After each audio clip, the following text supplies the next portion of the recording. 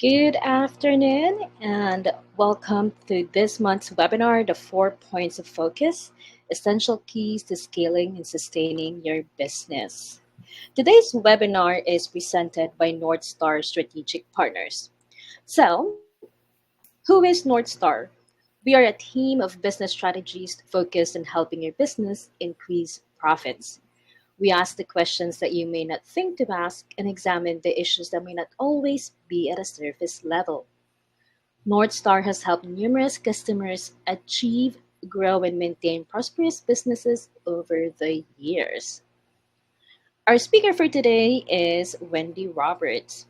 Wendy prides herself in creating winning strategies while helping her customers maximize their resources and their profits. As a CPA, she knows her way around corporate financials.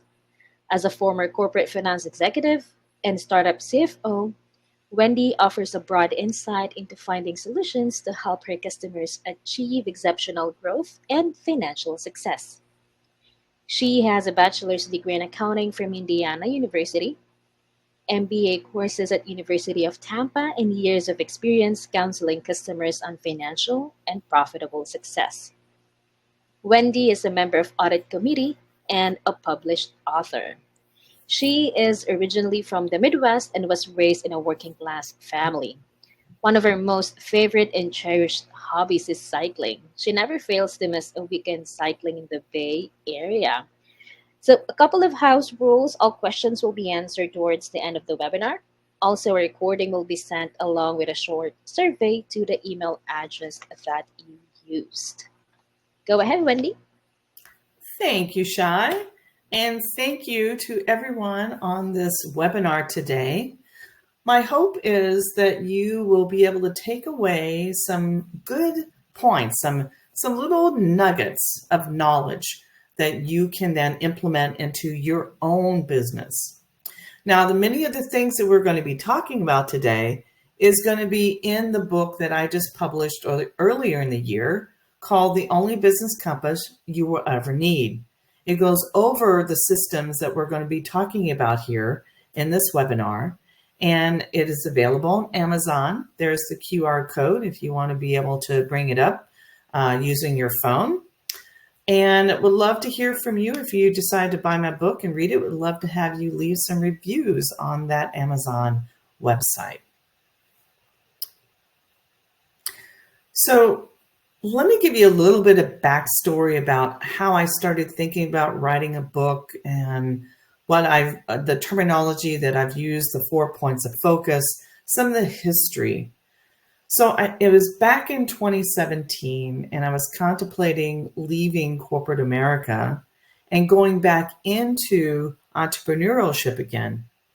North Star, which, as you know, I'm the CEO of North Star Strategic Partners.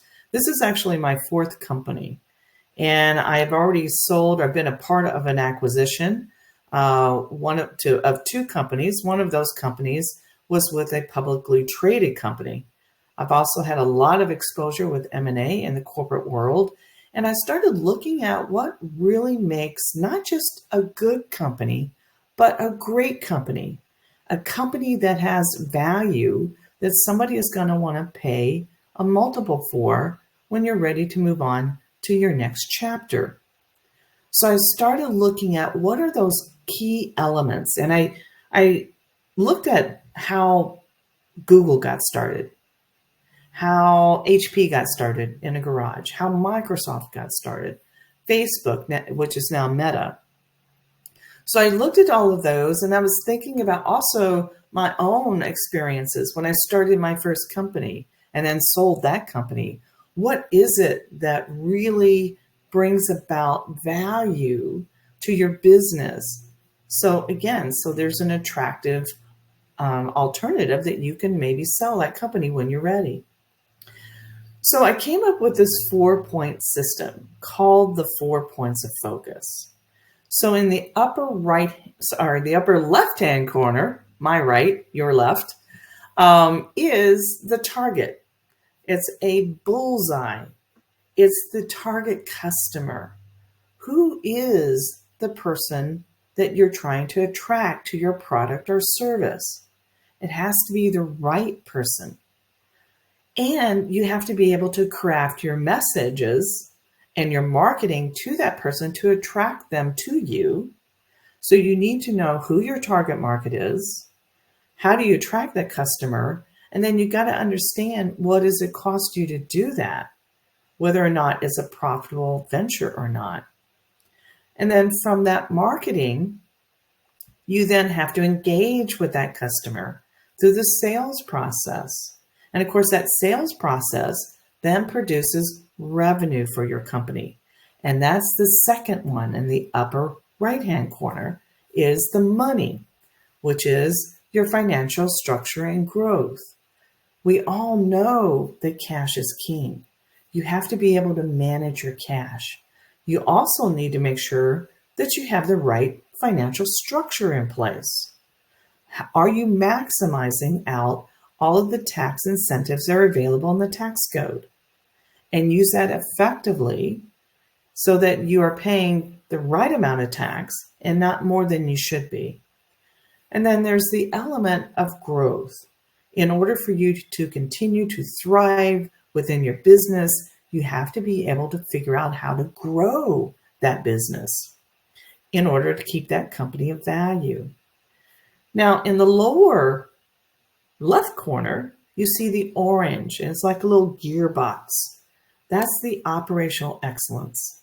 It's very, very important for you to focus on this if you haven't already done in your business. There's a reason why very large publicly traded companies focus on this area of improving your processes, as well as figuring out whether or not your systems are talking to each other.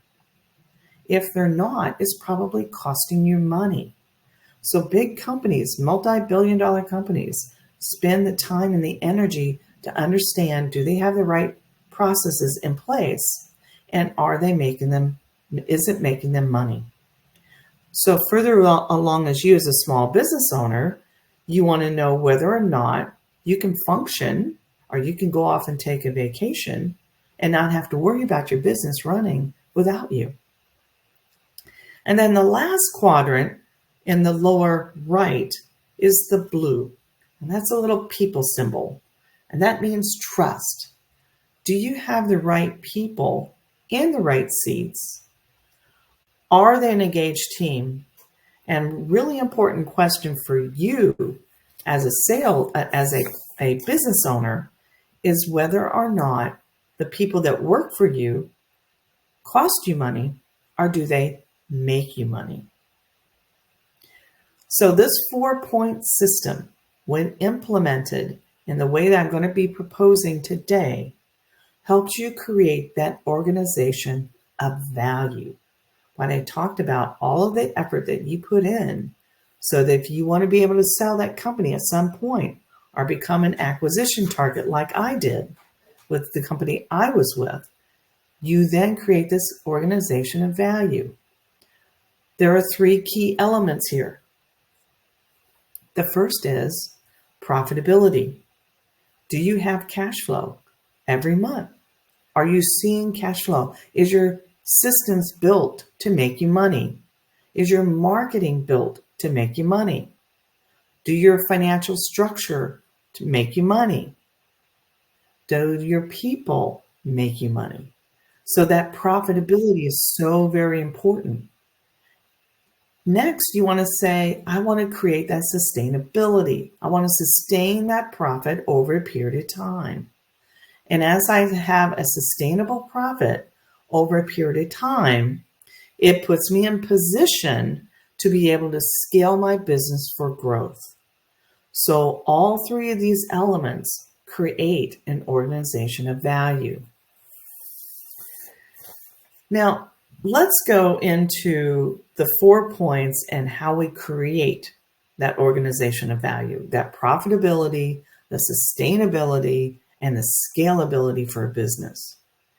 Now, my proposal here is that the magic formula for your success is creating a profitability plan for every single quadrant that you see here. The marketing, the financial structure and growth, the operational excellence, and the people and team building. Each one of these, you want to think about whether or not my company is making me money or is it costing me money. So being able to build these profitability plans and score at least 80% or better on each of these 4 pillars, each of these points of focus will help you build a company of wonderful value, and you will have massive success. Now, let's get into a little bit of each of these points of focus and how you build this profitability plan. The first thing I'm going to say to you, and this is the number 1 point, which is the marketing strategies. That's up in the upper left-hand corner, the red, the bullseye. If you go into business, don't go into business to make money. Go into business for your passion, because people will feel your passion. They will know why you went into business. And if they think that you went into business to make money, they're going to sniff that out as well. So Michael Hyatt said, marketing is really just about sharing your passion, sharing your passion. And the way you do that is that you create a mission statement in your marketing. I would suggest that use the passion, the reasons why you went into business, your why, to create your mission statement. What is it that you want to achieve? Next, I would define my key marketing message from your definition of your mission, of the core values. Define your key marketing message. Remember, I said you need to attract your target market. They need to understand who you are, what services you offer, what products do you offer, and how you're going to solve their pain points, how you're going to solve the problems. That needs to be in your key marketing message. You also need to define your goals. What are your goals? What are you trying to accomplish? And next, I would say to you, build a marketing budget. What is your expected revenue? And again, this kind of flows into finance and the financial structure and growth. But there, as you will find, each of these 4 key elements are very intertwined. It creates a holistic approach. The 4 points of focus is a holistic approach to help you build a company that's strong and profitable. Next, I want you to consider industry benchmarks. How do you gauge yourself against your competitors? Do you know who your competitors are? If you don't, do the research. Figure out how you can distinguish yourself from everybody else out there in the field. And we all know, if you've been in business for a while, it's a very, very big market for sure, but it's also crowded. So distinguishing yourself from everybody else is huge in this whole game of being in business. Now, Seth Godin has said what people want is the extra, the emotional bonus they get when they buy something they love. So people rationalize later. They buy on emotion, then rationalize it. For example, let me give you an example. Suppose you're looking at 2 different cars, and one of them is a $30,000 car. The other is a $70,000 car. And let's say, for example, you're in sales.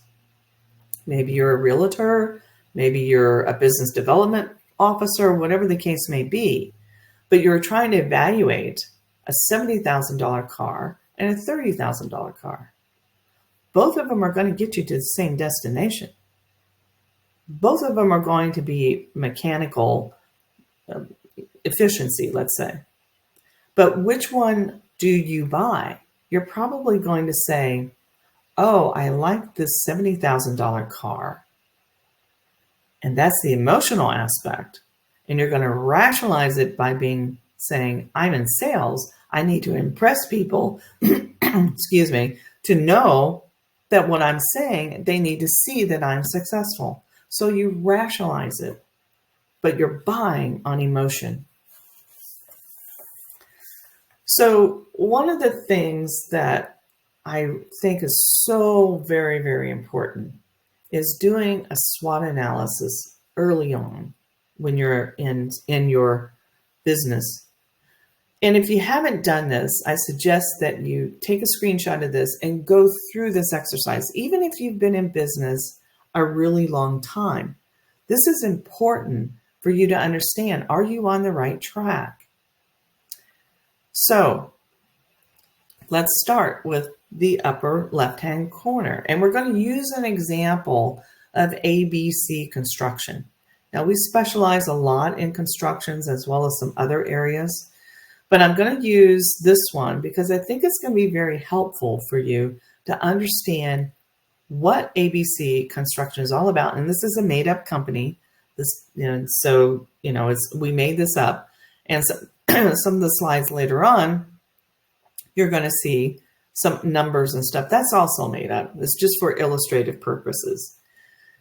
But let's talk about some strengths. So we've got ABC Construction. They are highly specialized. And let's say they build customized decking. So that's a very different market than being a general contractor. And they do a really great job of what they do. So the strengths might be that you've been in business a long time. You have customers that have been with you and they're repeat customers or they referred you, and you've been in business for many years. You have a big customer base so that you have different ways of looking at how you can attract who you're talking to. So that's a strength. Your people have also been with you for a very long time. So you've created not only a good company culture, but you've created a good reputation. So reputation and culture is your strengths. What is it that you do well? Now, on the flip side, it's your weaknesses. What is it that you need to improve upon? What is it that your resources might just be adequate? And maybe you need to expand a little bit more on, let's say, your marketing. Or let's say your operations are not as efficient as you would like for there to be. So you want to improve that area. So those would be weaknesses that you can look at as how to improve.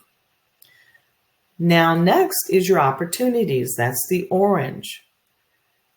What are your goals? What do you want to be able to do over the next 12 months?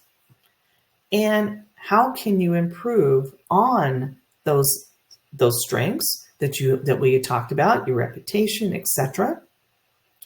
How might we be able to improve those so we garner more attention and potentially more customers?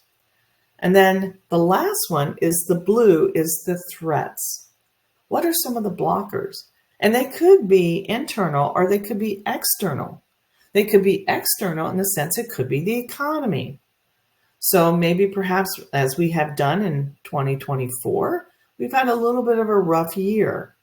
It's definitely getting better, although the numbers are showing that. If you look at the stock market, if you look at the economic data, if you see what the Federal Reserve is doing, we are poised to be gangbusters in 2025. It's there. I'm predicting probably second quarter of 2025. But you might have had some threats. And so we need to address what those are, both internal and external.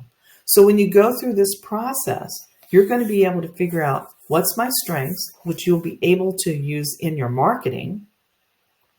What weaknesses do I have and where can I improve? What opportunities do I have that I can capitalize on? So, since I've already differentiated myself from my competitors, and what threats might be from competitors or outside forces that I can plan for so that I know how to react to them. If you plan to become proactive, you're going to be in a better position than being in a reactive mode and having to go into crisis mode, which you don't want to do. So this SWOT analysis will help you figure all of that out.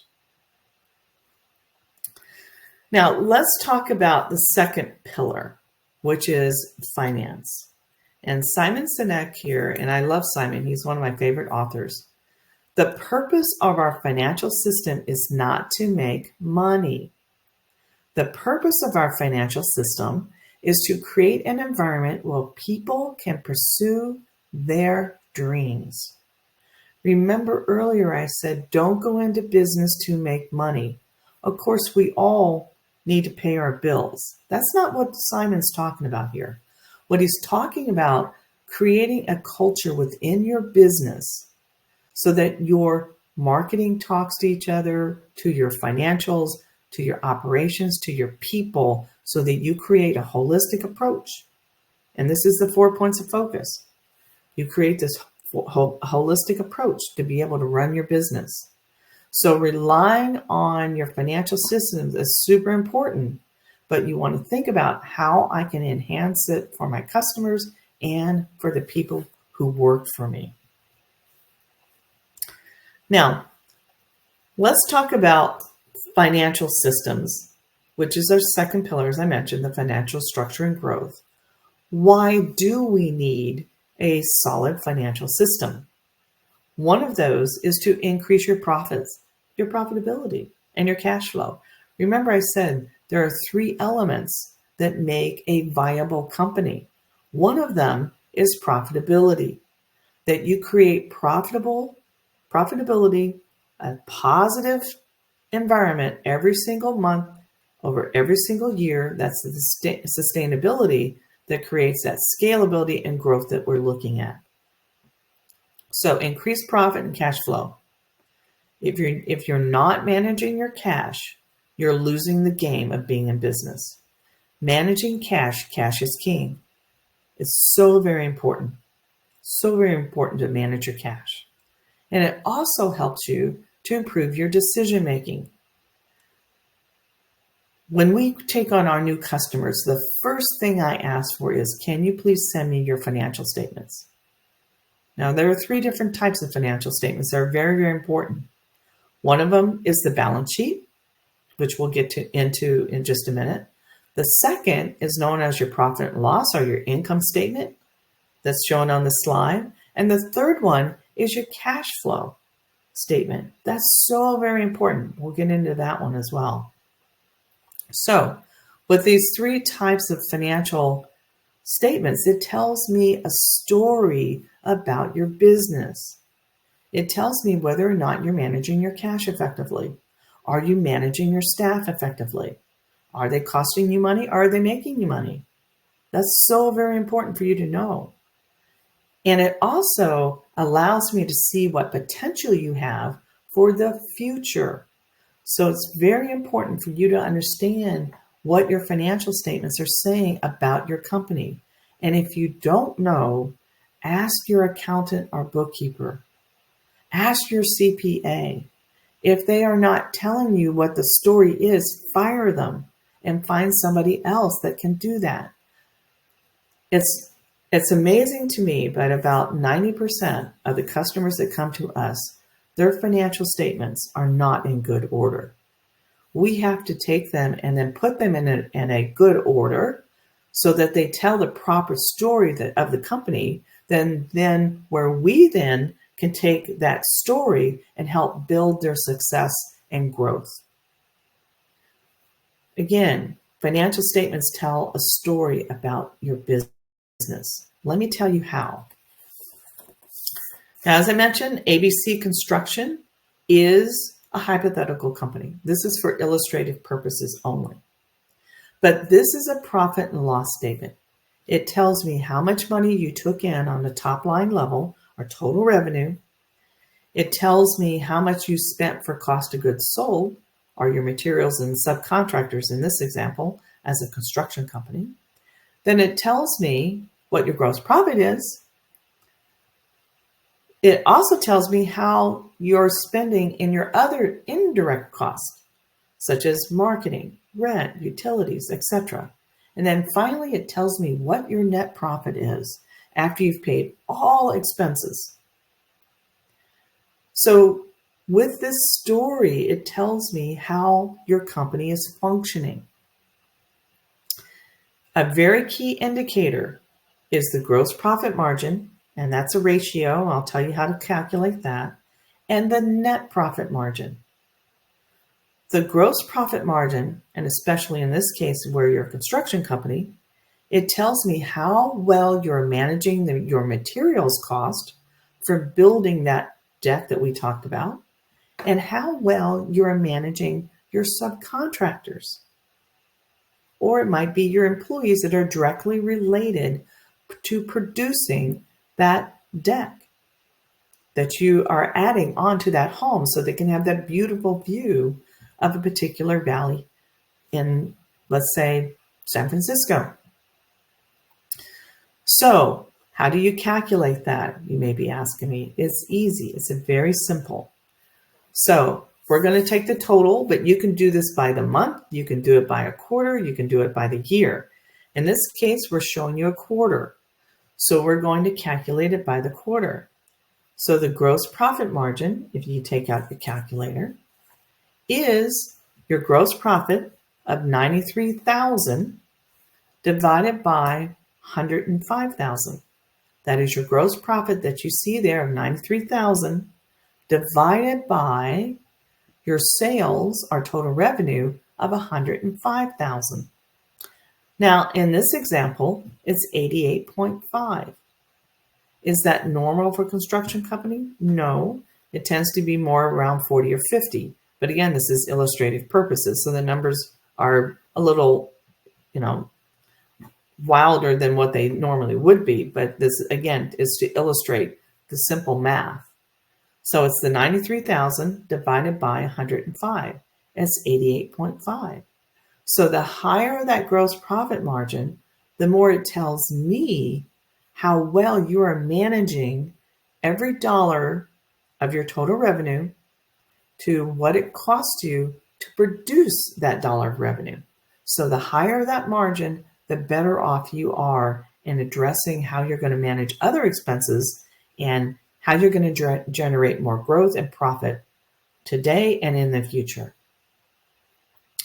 The next key indicator is the net profit margin. When I say net profit margin, I mean your net operating income. In this example, it's the same. The net operating income and the net income are the same, but they could be different. There might be other income or other loss that you have showing on your P&L. What the focus is, you want to take your net operating income and divide it by your total revenue, or in this case, we called it sales. So calculating this, the net profit margin is 45,735 divided by 105,000. Now that gives me 43.5%. That's, again, for illustrative purposes, it's high for a construction company, but you can see the higher that net profit margin and the higher your gross profit margin, the more money you're making.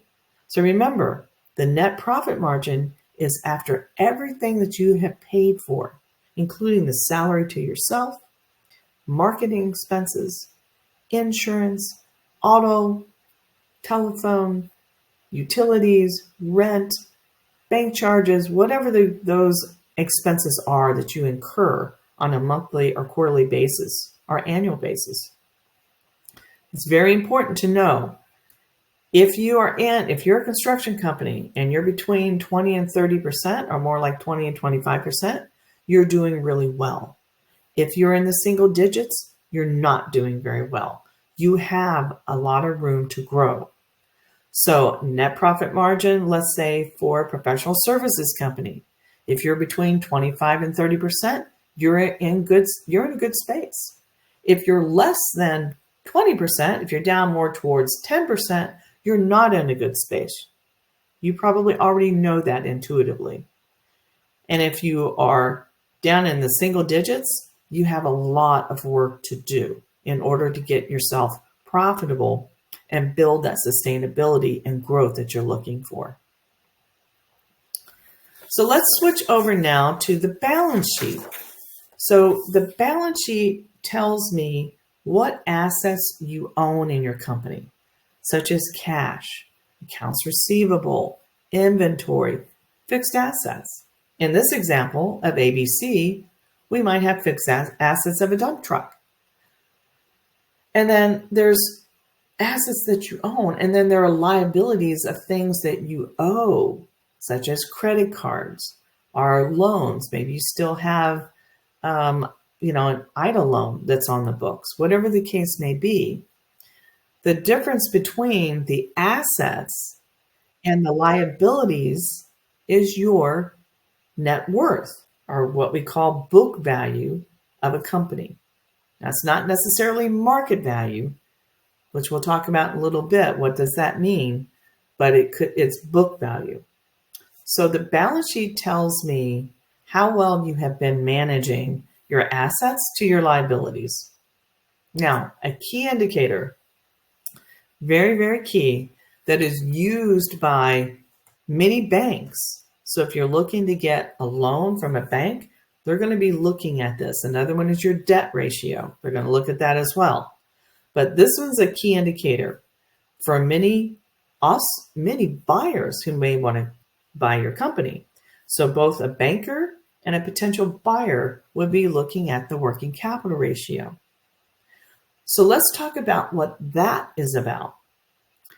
So it is your total current assets, the total current assets divided by your total current liabilities. So in this example, it's 20,500 divided by 23,865. So that comes out to, and we're talking about for the month of June, 0.85 to 1. 0.85 to 1. Now, in this example, a 0.85 to 1 is you're not in a good space. So let me make a little bit in a different example. Let's say you had $1,000 worth of total current assets or cash divided by $1,000 of your total current liability. That is a 1-to-1 ratio. You have just the amount of assets, your total current assets, to pay off your current debt. So in this example, a 0.85 is not good. It tells me you have a lot of work to do. You potentially could become insolvent if you don't start doing something right now in order to save your company. But if you're at a 3-to-1, 4-to-1, 5-to-1, 6-to-1, that tells me that you are in really good shape. You are creating cash for your business. You're monitoring your expenses. You're looking at how to grow your company. Those are great numbers to have. For a bank, if you're at 3-to-1 or 4-to-1, they're going to say, oh, they can pay me back and pay the interest. They'd be more than happy to lend to you, guaranteed. A second element to this working capital ratio is the fact that a potential buyer would say, oh, I can get my return on my investment back with a 3-to-1 or 4-to-1, 5-to-1. So they're looking at what the return on their investment is because they're putting money into your business when they close on that company. When they buy that company, they're putting money down and they want to know, can I get my money back and how fast can I get it back? On a 2-to-1, it's 2-to-1. On 3-to-1, 4-to-1, I can get it back 2 times faster, 3 times faster. So you see how the working capital ratio really, again, tells a story about your company. So I also mentioned the cash flow statement. So I'll just talk on this one really quick, then I'll go into Jamie Dimon here. The cash flow statement is one that's really overlooked by many bookkeepers and accountants. But I challenge you to go into your QuickBooks, your FreshBooks, whatever system you're using for your accounting and pull one up and look at it. And you'll notice that it has cash from activities, financing, etc. What it tells me is how well you are managing your cash. That's what it tells me. And it should tell you the same story around how well I'm managing your cash. If your cash, which is the last line, is a negative number, that means you've got some work to do. Or if that cash balance decreased from the beginning of the month or the beginning of that quarter or the beginning of that year to a lesser number at the end of the year or the end of the month or the end of the quarter, you used more cash than you brought in. That's potentially an indicator. Now, there might be reasons for that. Maybe you invested in some equipment, like you bought a second dump truck. That's all very possible, and that's explainable. But for a buyer standpoint, and also a bank and others, and for you as a business owner, it's important to know whether or not you are properly managing the cash. The cash flow statement tells me this. So, balance sheet, the profit and loss statement, also known as the income statement, and the cash flow statement tell a story about your business, whether or not you're healthy or if you're not healthy. Now, Jamie Dimon is the chairman and CEO of JP Morgan Chase. I'm sure you've probably heard of him. He says here, a company's financial health is essential for its long-term success. A solid financial structure provides a company with the resources it needs to invest in growth, innovate, and weather economic downturns. Without a strong financial foundation, a company is at risk of failure. So going back to the financial structure and growth pillar, creating that profitability plan around that one will help you build a financial structure that is healthy and will help you sustain growth over a period of time and help you be very, very profitable. So let's go into point number 3. To kind of summarize here, we've gone over point number 1, marketing strategies, how to build a profitability plan around that strategy. Second, we've talked about financial structure and growth and why is it important to understand your financial statements because they tell a story about your company. And why is it important to build a profitability plan so that you can have sustained growth over a period of time. Now, let's go into the third one. Simon Sinek talks about operational excellence. It's not about doing things perfectly. It's about doing things consistently well, even when things are tough. It's about finding ways to improve every day, even if it's a little bit at a time. And it's about creating a culture of continuous improvement when everyone is committed to making things better. If you notice here, there's a couple of things that are important here about this statement. Number 1, he talks about how to become more efficient. And the underlying here is the more efficient you are, the more money you drive to that net operating income we just talked about. And second, he's talking about with continuous improvement, building a culture of sustainability. So again, thinking about the 4 points of focus is a holistic approach. Marketing strategies, financial structure and growth, operational excellence, which we're going to talk about, and people and teams. So operations, there are 4 key areas that I want to talk about. How do you build a corporation of excellence and have that continuous improvement?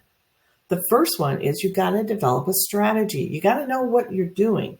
Where are you going? So you got to have that strategy. It needs to be clear and concise. The second is that you want to do around process excellence. In other words, you want to figure out what your processes are. Then I would say to you, risk rank them and figure out how you're going to go about doing it. So that's part of the strategy and the process. So if you don't know where to start, I would say just use an Excel spreadsheet or a Google sheet and just go through and do a brainstorm with your team and figure out what are all your processes.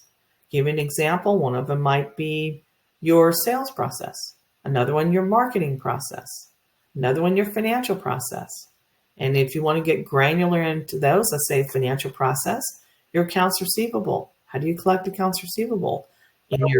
How do you have your accounts payable process? What's your HR processes? How do you onboard people? How do you offboard people? Those are all key areas of process. And if you don't know where to start with the ones that you feel most comfortable with.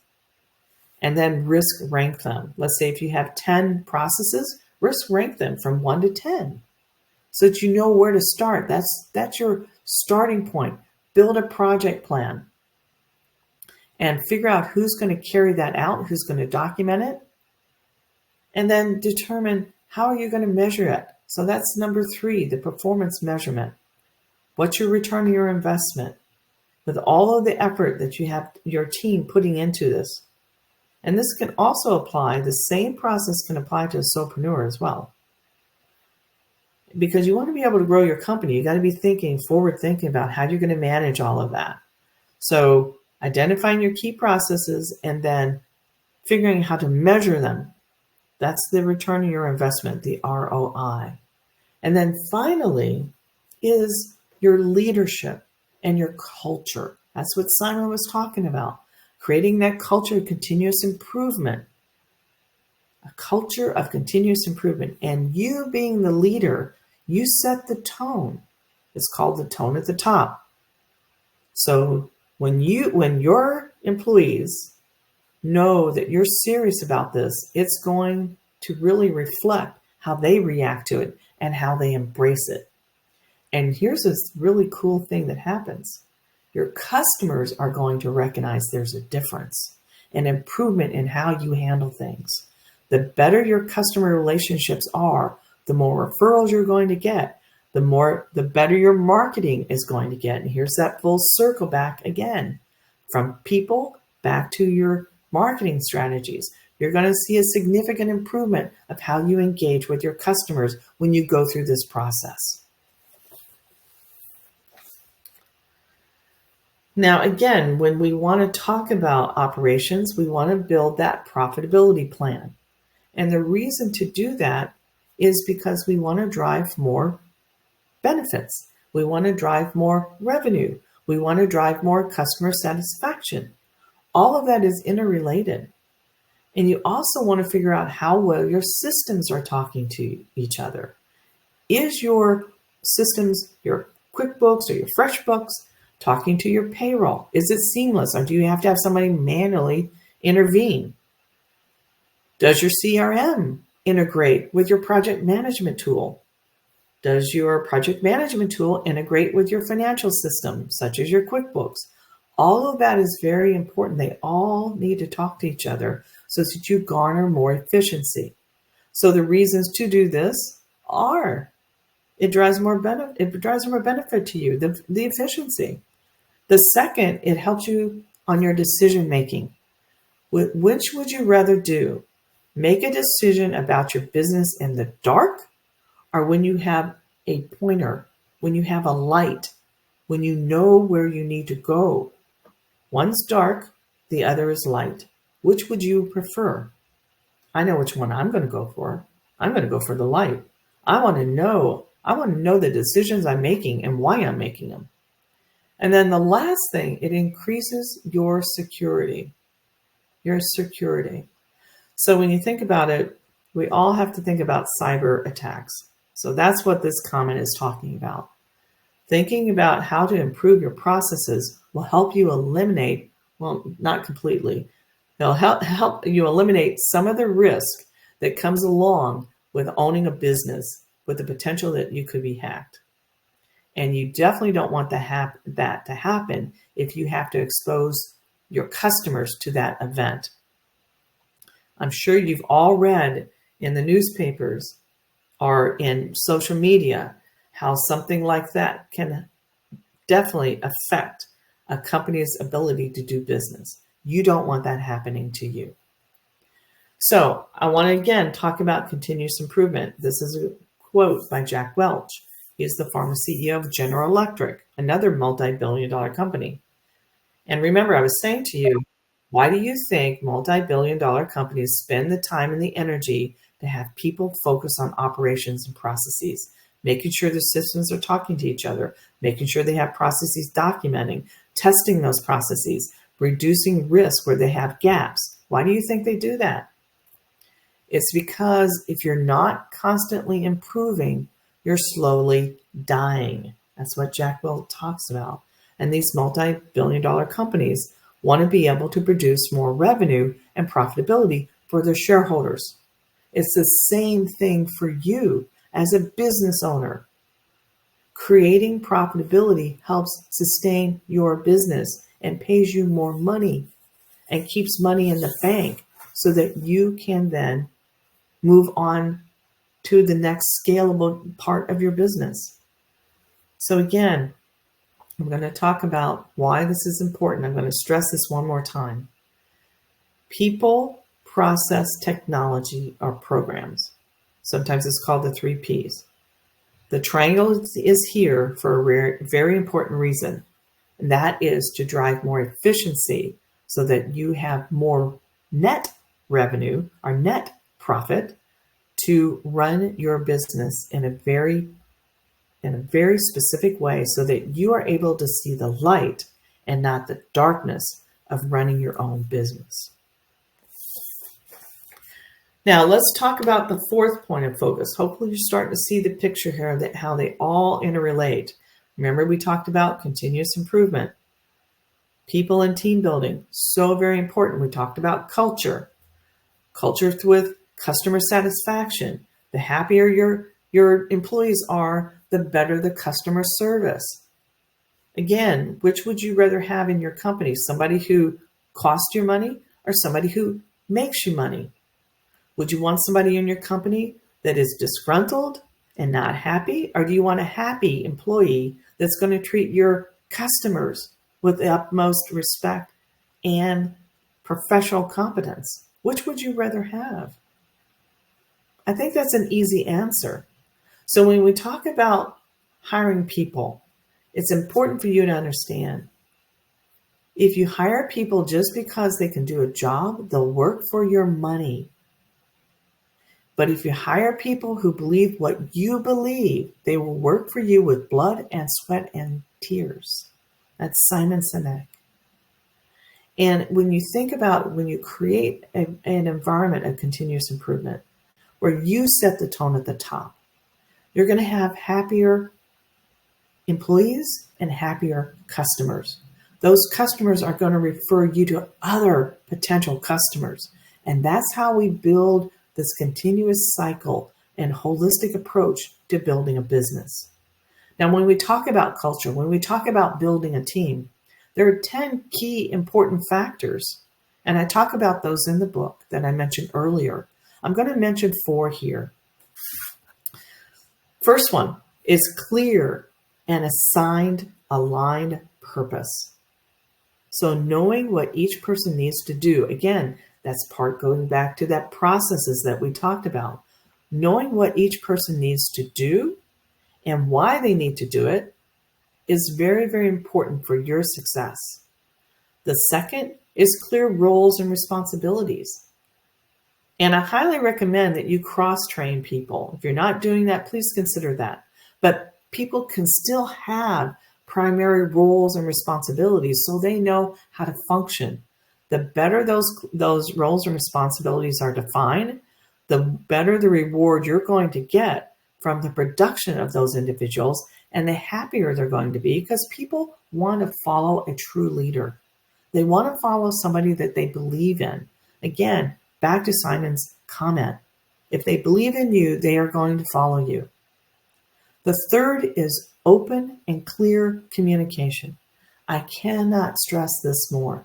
Even in times when it's tough for you as that person who's at the tone at the top, and you have to have a crucial conversation with somebody who may not be performing, it's important to have clear and open communication so they know where they stand. And last, accountability. People want a job that holds them accountable. They don't want to have to think about what they need to do. They don't want to think about, well, who do I report to? That gets very, very blurry very quickly. Being very clear as to their accountability is super important. So, as we are talking about your team, one of the fun exercises that I like to do is called the DISC profile, or the DISC personality type or behavioral type. And this, you can take a screenshot of this if you like. It's so important for me, so I know who I'm working with, and it also helps me figure out what the type of people I want to hire to help support me. Everyone has strengths and everyone has weaknesses. And if you're a good leader, you're going to recognize that what your strengths are and what your weaknesses are. You're going to want to hire people to help support you in your weaknesses. Nobody is 100% perfect. It's impossible. That's why we're called humans. So getting the right people on your team will help you build tremendous success. Again, we're talking about building a profitability plan for each quadrant. Marketing strategies, financial structure and growth, people and team building, operational excellence. Well, now we're talking about people and team building. So the DISC profile. Do this. This is simple to do with your team. Figure out where you are and where your team is. And I think you'll probably find a lot of fun of this, like I mentioned. My team has done it. We found a lot of fun. We also understand how we work better together and how we understand each other's motivations and personalities. I tend to be a high D with also a high I. You would think as a CPA, I would be a C. Many of your Ds are your entrepreneurs. If you own a company, you probably are high D. Your high Is are your influentials. That could be your salespeople, your business development people. Your high Cs are going to be more of your attorneys, your accountants, etc. These are people who are focused on compliance. Now, of course, I am a CPA. I do focus on compliance, but I am more driven from an entrepreneurial standpoint. That's why this is my fourth company. And your S's are more your loyal. These are your teachers, your nurses. You probably are thinking through your mind, oh, this is this person. That's why, they do this. That's why they do XYZ, whatever the case may be. But going through and doing a DISC profile can be a lot of fun for you and your team. So I want to, Oprah is one of my favorite people. She mentions here, a great leader is someone who sees the potential in people,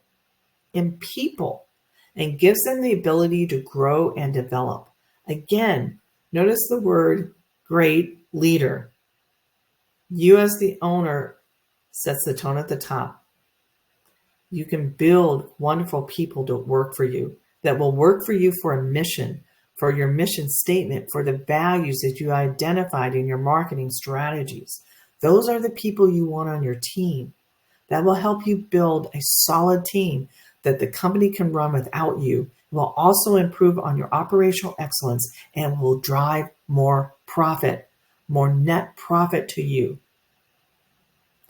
So hopefully you can see this holistic approach. The reason why I call the company North Star Strategic Partners is because I want to help every company that works with us to find their Polaris, their North Star, using the 4 points of focus that I just outlined to you today. And we partner with you on that journey. We want you to know you're not alone. We're here to help you, to coach you, to create an environment for you so you can succeed. And when you succeed using our 4-point plan, you're going to want to have an exit strategy. You're going to want to know, now that I've got a company of value, something that can sell for multiples, how do I do that? So there's a couple of different ways. The first one is initial public offering. Most small businesses do not do that unless they are venture-backed or private equity-backed. you're probably not going to have initial public offering. The more predominant way is probably a merger or an acquisition. So a merger is that you are merging two companies to form one, or you get acquired by, let's say, a strategic partner or by a third party. The next area that you might have as an acquisition or a merger is a management buyout. And that is where your employees may buy you out of your company. And the last one is one that you probably don't want to do, and that is that of liquidation. That would be the last thing you want to do after you put in all this effort into it. So when we talk about figuring out how much your company is worth, we talk about some of the methodologies that are used. So there's 3 different methods that are common. There's a lot of them, but I'll go over the 3 that are common. The first one is the fair market value of your assets. You might have some intellectual property that has some high value. A second way is based on revenue. So it could be revenue. And the third is what we call market value. So it's about how much other companies sold in a space where you are in. So when you think about when you're ready to sell, you want to think about what are some of the opportunities that you have. What's the timing? Are you going to pass this on to employees? You need to plan out about 12 to 18 months. If you're going to sell potentially to a third party, you need about 8 to 12 months to sell that company. If it's an acquisition by a strategic partner, you're probably going to need another 12 to 18 months. So planning it out is so very important. You also want to figure out what is your tax strategies. You don't want to pay more money than what you already have in the case of paying the proper amount of tax. And then the last is, if you want to be able to do this, how am I going to be able to position myself so that you are able to properly invest those funds? So when we talk about, selling a company, it's so very important to know that a business has value. And I want you to understand something from John Warlow. He's the author of Built to Sell. John says a business is not just an asset. It's a collection of relationships, processes, and systems that create value. Create value. The best businesses are built to sell. They're designed to be easy to understand, operate, and transfer to a new owner. So my hope is that you have taken away some element of what we offer here. The 4 points of focus is your magic to success. That's what we do. That's what we help you do to grow your company. Create that profitable, sustainable business so that you can create a company of value that you are willing and able to sell at some point in your journey as you go through entrepreneurship. So with that, we hope that you have found this webinar successful. This is the last one that we have for this year. We're going to be starting up new material next year. So with that, we want to wish you a very happy Thanksgiving, a happy Halloween, happy Thanksgiving, and also a happy holiday season. With that, we'll see you next year. Thanks so much.